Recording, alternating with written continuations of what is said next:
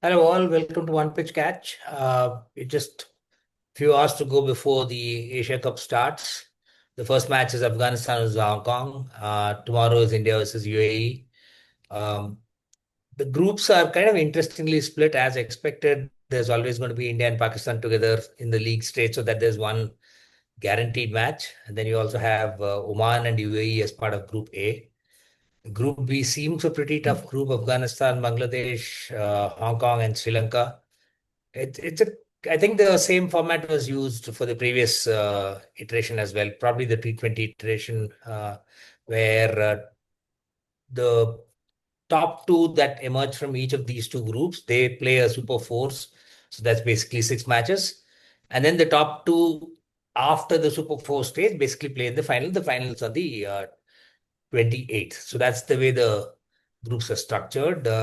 Ganesh, what did you think about Yeah, the I mean group this. structures, and or is it like basically a tournament that invariably is going to have India as a finalist or something like that? I mean, India is that is true, and also the way that India have been playing in the last year or so T20s, I would be very surprised or even shocked if India don't win this tournament, Jaga.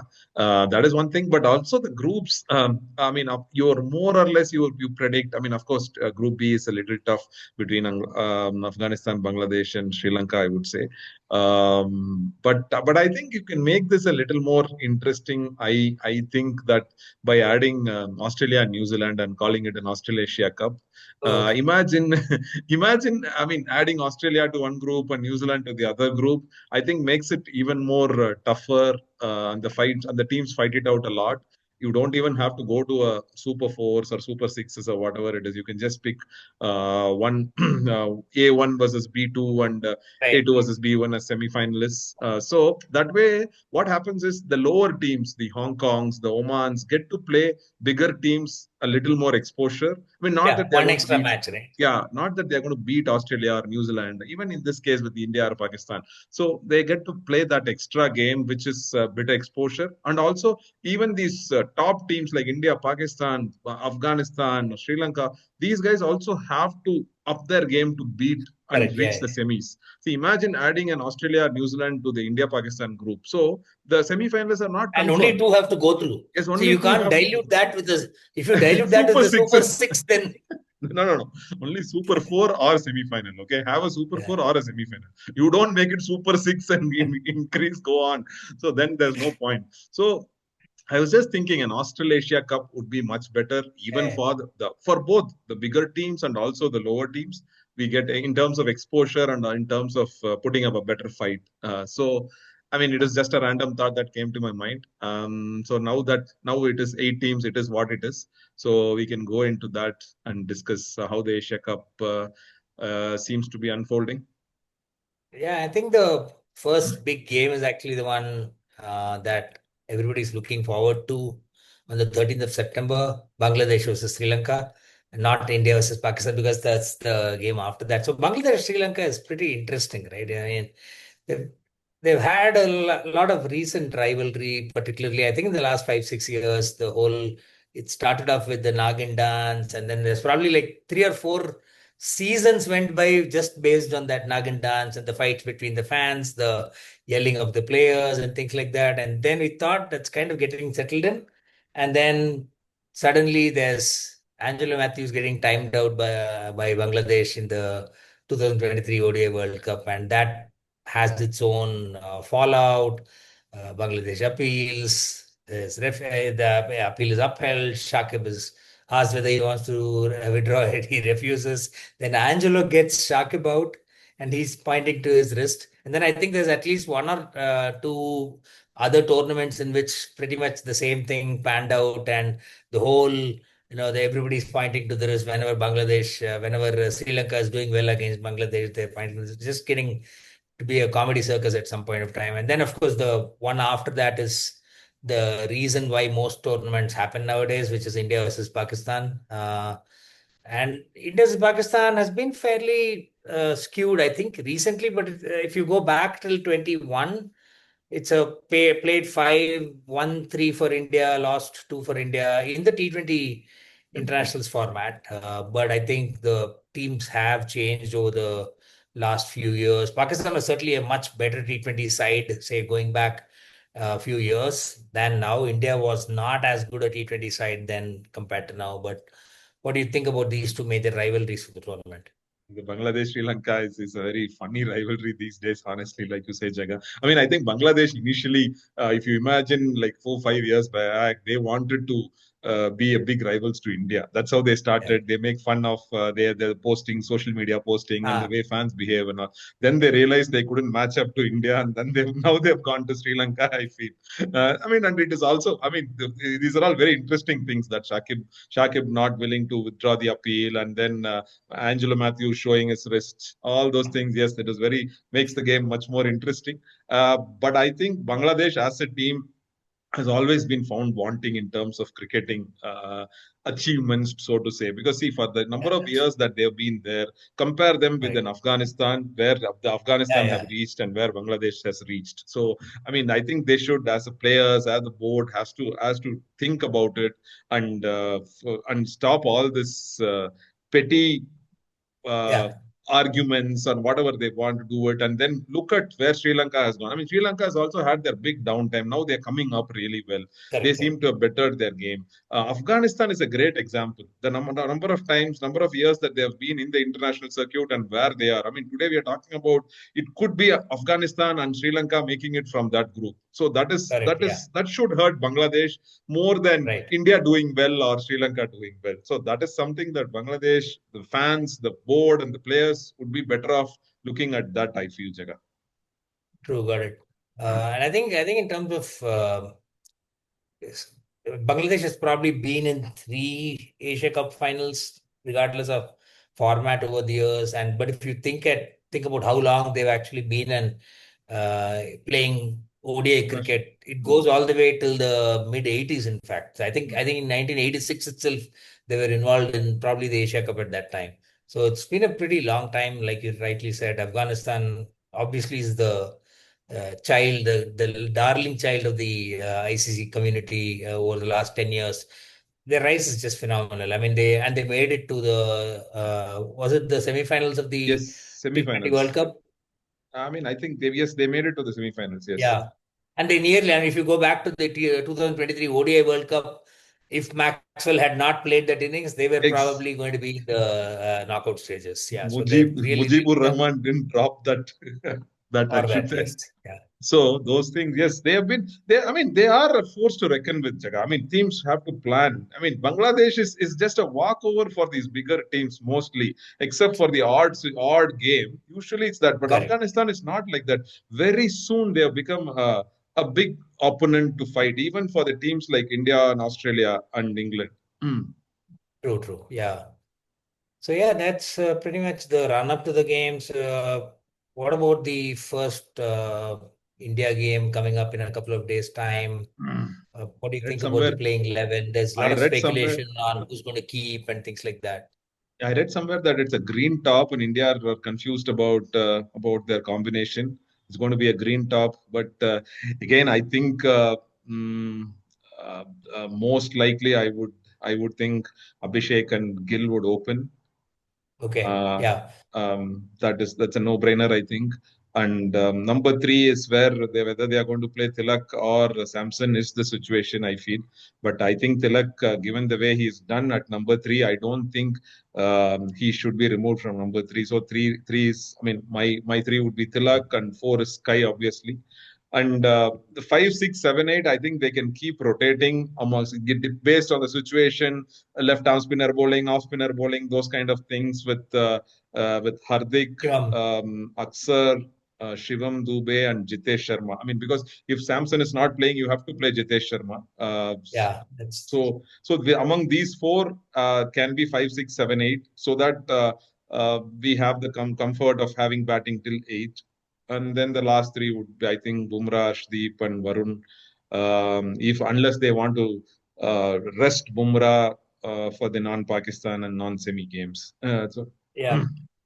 I mean, I don't see why they would necessarily need to unleash Bumrah on some of these teams, right? It perhaps doesn't even seem fair sometimes, unless in the Chennai 28 வந்து Shiva will say, "Now left hand." Unless Bumrah Yes. says, "Okay, I'll come in and bowl left-handed, or I'll bowl off breaks or leg breaks." Otherwise, it's just a mismatch. But I do feel for Sanju Samson.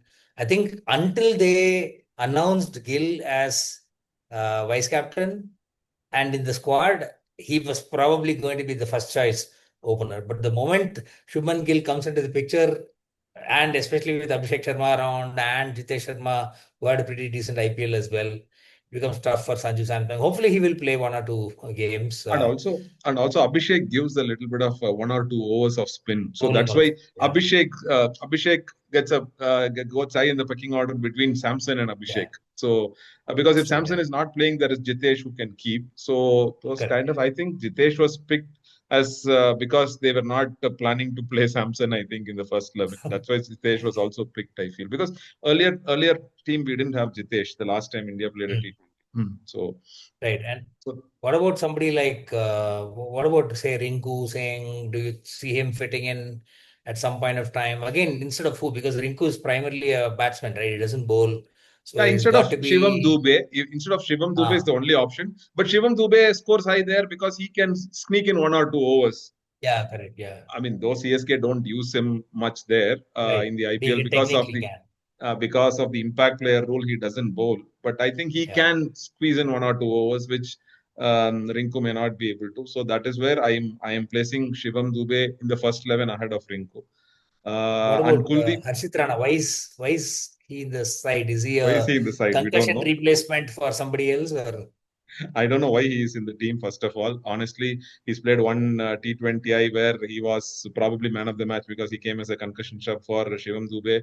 I mean, controversially, of course, but that's a different story. But now I don't think why. I mean, if you're going by IPL performances and any performances, definitely Prasidh Krishna should have been in the squad ahead of Yeah, Harshit Rana. But the team management and the selectors seem to be convincing that he is Ashit Rana gives a little bit of batting depth. I don't know how he gives that batting depth because I looked at his T20 numbers and he scored at an average of 9 runs and a strike rate of 105 okay, over his 34 games or 35 games that he's played. But only 10 innings he's batted. But he's okay. hardly. I mean, his numbers do not seem to be Justify. promising. But I don't know what the selectors and the team management seem to be so promising about his batting skills, Jaga. I think in comparison to India's other tail-end batsmen, he is probably infinitely better because the others give you zero and he gives you one. So maybe they're thinking he's much better than them. No, But what but when about you're what picking a what does he bowler, do? I think when you're picking a bowler, I think definitely a bowler as a bowler, a T20 bowler, Prasidh Krishna is fabulous. I mean, Yeah, look yeah, at his definitely. IPL numbers. So he's Yeah, miles ahead of Harshit Rana. So I think you correct. have Yeah, batting till 8, and if those 8 people are letting you down, those Harshit Rana is yeah, not going to get your score to 150. If you are correct. 60 for 8, Harshit Rana or Prasidh Krishna, whoever it is, we are going to be 65 all Not out. going to. Correct. So. Yeah, yeah, yeah. hmm. But I think it's the same thinking that we saw during the England series and the Australia Test series as well, is this Yeah. whole fixation. But what is it? What about? I think there's another person missing here. Kuldeep, does he now? Does he? What does he do? Right? Do you think he'll get a game? Should he? I don't know. Just surrender his passport, saying anyway you're taking me and not making me play. Why should I go all the way?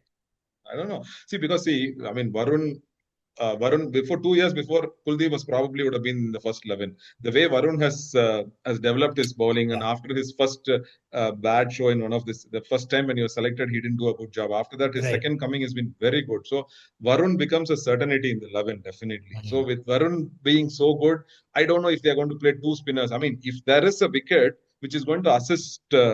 Spinners probably they can rest Bumrah if it's a smaller game Yeah. Correct. or rest Arshdeep and play Kuldeep. Yeah. But with Aksar also, Aksar is going to be a certainty in the 11 with his batting skills. That's So true. Yeah. Aksar and Varun, so unless you play, and Abhishek can bowl spin. So Hmm. unless you need another 4 over spinner, Kuldeep, I find it. Yeah. I don't think he's going to get a game unless it's going to be a one big spinning wicket we are going to get. Right. So maybe the only option he has is to reach out to Ross Taylor, who recently confirmed coming out of retirement to play for Samoa. So Kuldeep would be like, Somehow, do you need bowlers? Because I've not got an international game for months now, right? So it just becomes Somehow I would ridiculous. give captaincy to Kuldeep. Not when Ross is around. So Okay. anyway.